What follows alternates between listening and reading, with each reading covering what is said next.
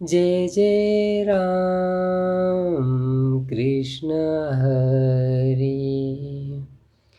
बोला पुंडलिक वरदे हरी विठ्ठल श्री ज्ञानदेव तुकाराम। पंढरीनाथ भगवान की जय।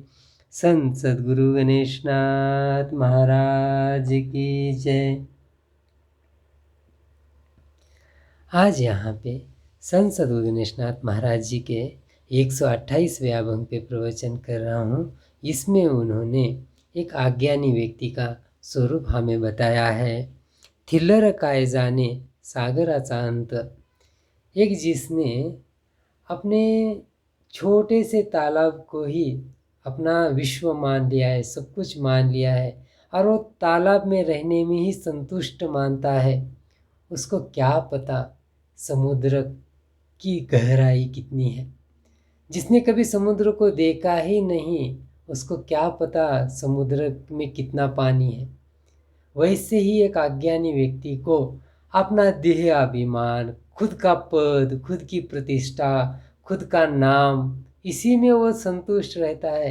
उसको लगता है कि जो ये देह का मेरा जो नाम है वो बढ़ रहा है तो बस इसी में मैं खुश हूँ। परंतु उसको क्या पता कितने आए इस दुनिया में, कितने चले गए और आखिर में इस शमशान में सबको जलाया गया। कोई भी यहाँ बचा नहीं। ऐसे बड़े बड़े राजा महाराजे इस धरती पे हुए और सब मिट गए, कोई भी नहीं बचा जो जो इस देहाभिमान के पीछे लगे। तो जानना क्या जरूरी है, हमें उस परमेश्वर परमात्मा का विशाल स्वरूप जानना जरूरी है। अगर वो नहीं जानेंगे और इतने पर्टिकुलर इस देह को ही अपना सब कुछ मानेंगे तो ये अज्ञान वश है सब कुछ। अगर हमने थोड़ा भी परमार्थिक ज्ञान देखा, थोड़ा भी समुद्र, जैसे समुद्र के किनारे जाके हम समुद्र का स्वरूप देखते हैं, वैसा थोड़ा भी अगर ये भागवत गीता पढ़ेंगे, हम देखेंगे, तब पता चलेगा अरे हम तो कुछ है ही नहीं। चींटी से भी बहुत कम हमारा स्वरूप है। परंतु हम कुछ तो, क्योंकि ये देखिए यूनिवर्स कितना बड़ा है, कितनी गैलेक्सियाँ इस विश्व में है। उस गैलेक्सी में ये सूर्यमंडल तो एक छोटा सा भाग है उस गैलेक्सी का, मिल्की गैलेक्सी का। और ऐसे मिल्की गैलेक्सी जैसे कितनी गैलेक्सियाँ इस विश्व में है। उस सूर्यमंडल में ऐसे कितने सारे ग्रह है, मतलब जो 9 ग्रह मुख्य कहे जाते हैं, उसमें से पृथ्वी एक ग्रह है। और ऐसे पृथ्वियाँ, मतलब पृथ्वी के जितना स्वरूप है, ऐसे कितनी पृथ्वियाँ इस सूर्य में बिठानी पड़ेगी तब वो सूर्य का आकार बनता है। तो थोड़ा सोचिए उसमें हमारा क्या स्वरूप है, कितना स्वरूप है। कुछ भी नहीं, माने तो कुछ भी नहीं। और मान लो, अगर अहम ब्रह्मास्मि खुद को जान लो, वो आत्म सुख जान लो, तो पता चलेगा कि मैं ही ये विश्व हूँ। और ये जानने के लिए उचित ज्ञान की जरूरी है। अगर वो ज्ञान हम प्राप्त नहीं करेंगे तो जीवन व्यर्थ है। फिर इस डबके में ही पैदा होंगे और इस डबके में ही मर जाएंगे। ऐसे करोड़ों लोग यहाँ आज पैदा होते हैं और मर जाते, उनका कोई काउंटिंग नहीं। मूंगी से अग्नि तरीके कैसा, एक कैसे है, तो जैसे कि अग्नि के सहवास में एक चींटी को रखा जाए तो वो कुछ पल भी जीवित नहीं रह पाएगी। जैसे अग्नि का स्पर्श होगा उसी क्षण वो अग्नि उसको भस्मसात कर देगी। वैसे ही हमारा जिंदगी है। जिस क्षण इस अज्ञान को हमने स्वीकारा, इस देहाभिमान को हमने स्वीकारा, उसी क्षण वो हमें अरे जिंदगी को नष्ट कर देगा।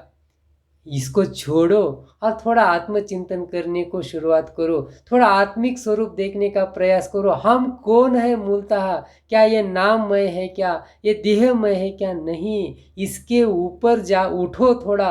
मेरे स्वामी विवेकानंद जी कहते हैं कि जागे हो जाओ, चलो, तब तक चलो कि जब तक उस देह की प्राप्ति नहीं होती। और अखंडित उस आत्मचिंतन को हमें करना है। उसके लिए प्रभु नाम जपना है। गुरु के शब्दों के ऊपर, गुरु ने जो ज्ञान बताया उस ज्ञान के ऊपर हमें विश्वास रहना है। परमेश्वर परमात्मा है, इस बात पे विश्वास रहना है, तभी हम वो आत्मस्वरूप देख सकते हैं। श्वान काय जाने मेरुचे पर प्रमाण, एक पर्वत है, पर्वत को हम जब दूर से देखते हैं तो वो हमें बहुत अच्छा लगता है, उसके ऊपर हम काव्य लिखते हैं, अच्छे अच्छे गीत बनाते हैं, बहुत कुछ कहते हैं, परंतु उस पर्वत का ओरिजिनल स्वरूप जानने के लिए उस पर्वत के ऊपर चढ़ना पड़ता है, और चढ़ते समय हमें पता चलेगा कि कितनी डिफ़िकल्टीज़ है उस पर्वत के ऊपर चलते समय, और उस पर्वत के शिखर पे जाने के बाद पता चलता है अरे दुनिया तो कुछ भी नहीं, कितनी ऊंचाई है यहाँ पे। वैसे ही दूर से अगर हम ऐसे ही उस आत्म सुख को देखेंगे, दूसरों का ज्ञान, दूसरों का आत्म सुख देख के उसका वर्णन करते बैठेंगे, शब्द ज्ञान लोगों को बताएंगे, तो कोई फायदा नहीं। थोड़ा कभी तो उस पर्वत को चढ़ने का खुद भी प्रयास किया करो, यही तो आध्यात्म ज्ञान है, क्योंकि ये अनुभूति का विषय है, ना कि बताने का।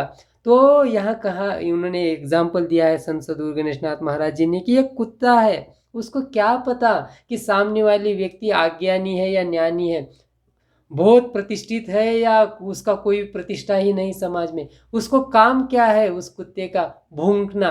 वैसे उस दूसरों के मतलब स्वरूप को देख के उनका वर्णन करने में हम जिंदगी बिता देते हैं।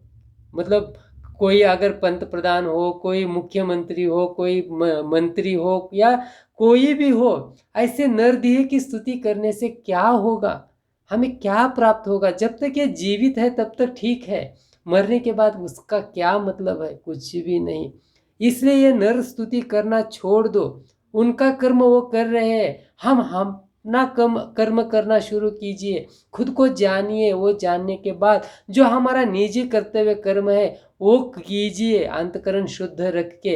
और जब ऐसा हम करेंगे तब हमारी हालत उस कुत्ते के जैसी नहीं होगी। सिर्फ भूंकने का काम हम नहीं करेंगे, थोड़ा आत्मा अनुभव लेके उस पर्वत के ऊपर चढ़ने का प्रयास करेंगे। और फिर एग्जाम्पल देते हैं कि कौशल्या सी गगन न कळे केवी, एक जो स्पाइडर रहता है, वो मकड़ी, वो क्या करती है, खुद का ही जाल बनाती है, उसको पता ही नहीं कि इस जाल के बाहर भी एक बहुत बड़ा विश्व है, आकाश है, धरती है, ये पंच महाभूतों का बहुत बड़ा विश्व है।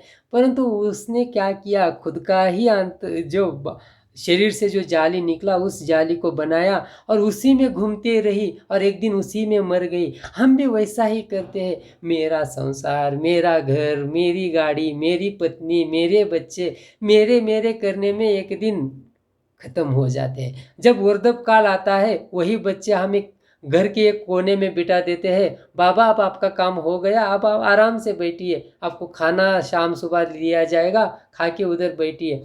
इसलिए हमारा ये जन्म हुआ था क्या? मेरे स्वामी विवेकानंद कहते हैं कि नहीं, हम अमृत के पुत्र है, वो आत्मानुभूति लेना हमारे जीवन का मुख्य उद्दिष्ट है। अगर ऐसा आत्म सुख हम नहीं प्राप्त करेंगे, ऐसे ही बूढ़े होके खिदमत पर रह के मर जाएंगे, तो उसके लिए तो हमारा जिंदगी नहीं था। तो हमें क्या करना है, वो जाली को तोड़ देना है, आत्मस्वरूप मुक्त अवस्था को प्राप्त होने के लिए प्रयास करना है। यही तो आत्मानुभूति है, यही तो आध्यात्मिक ज्ञान है। अंध काय जाने कैसा तो दिन मान, एक अंध व्यक्ति के लिए क्या दिन हो क्या रात हो, पाषाण प्रजन न कळे जीवी, एक पत्थर को बारिश हो या ना हो कोई परिणाम नहीं। वैसे ही एक अज्ञानी व्यक्ति के लिए इस विश्व में संत साधु महात्माओं ने कितने सारे विचार हमारे सामने रखे हैं। इन ऋषि मुनियों ने कितना आध्यात्मिक साधना करके उनका स्व अनुभव हमारे सामने प्रकट किया है। अब अगर वो हमें जानकर भी हम अनजान हैं उन बातों से, तो फिर ये जिंदगी व्यर्थ है। तो इसलिए वो जिस मार्ग पे चले गए, जैसे उन्होंने साधना किया, आत्मचिंतन किया, वैसा ही हमें करना जरूरी है। तभी हम ऐसे अज्ञान में नहीं रहेंगे। तो ज्ञान अर्जित करना है, उसके अनुरूप आत्मचिंतन करना है और प्रयास करना है वारंवार उस प्रभु परमेश्वर परमात्मा को अंतकरण में उतारने का। जब ये करेंगे, चाहे फिर वो कोई भी मार्ग हो, कर्म योग हो, ज्ञान योग हो, भक्ति योग हो या राजयोग हो, कोई भी मार्ग एक चुन के वो साधना हमें करनी जरूरी है, तभी इस देह का सार्थक है। देहवंत जीव काय जाणती देव। अगर ऐसे ही अज्ञान में हम रहेंगे और देहाभिमान ही सब कुछ मानेंगे तो गणेशनाथ नाव कायते थे, तो कैसे पता चलेगा कि एक संत साधु महात्मा क्या होता है। ये संत साधु महात्मा का जो आत्मा अनुभूति है वो सुख क्या होता है, क्योंकि अज्ञान में हम देहाभिमान छोड़ना ही नहीं चाहते। मेरा और कबीर महाराज जी कहते हैं कि जब तक हम ये देहाभिमान नहीं छोड़ेंगे, जब तक मैं था तब हरि नहीं, अब हरि है मैं नहीं, दोनों कबू नहीं मिले, रवि रजनी एक धाम, सॉरी दोनों मतलब ये, हाँ रवि रजनी एक धाम बोले तो ये जब तक हम है ना तब तक ये प्रभु वहाँ प्रकट नहीं होते। इसलिए पहले ये देह अभिमान हमें तोड़ना पड़ेगा, और जैसे हरि वहाँ प्रकट हो जाएंगे वैसे ही वो सब अंधियारा छूट जाएगा। और ऐसी साधना करने से ही हमारी ज़िंदगी की सफलता है, अन्यथा कोई सफलता नहीं। यह जो क्षणिक सफलता है 5 साल के लिए, 10 साल के लिए, 15 साल के लिए, 20 साल के लिए, उसके बाद क्या, एक दिन तो हमें वो अंतकाल आना ही है हमारी ज़िंदगी में, एक दिन तो मरना ही है। तो मरने से पहले क्या करना है, तो ये आत्मस्वरूप जानने का प्रयास करना है उचित ज्ञान से, और इस अज्ञान को दूर करना है। गणेशनाथ गणेशनाथ गणेशनाथ गणेशनाथ गणेशनाथ गणेशनाथ गणेशनाथ गणेशनाथ। बोला पुंडलिक वरदे हरी विठ्ठल श्री ज्ञानदेव तुकाराम। पंढरीनाथ भगवान की जय। संत सद्गुरु गणेशनाथ महाराज की जय।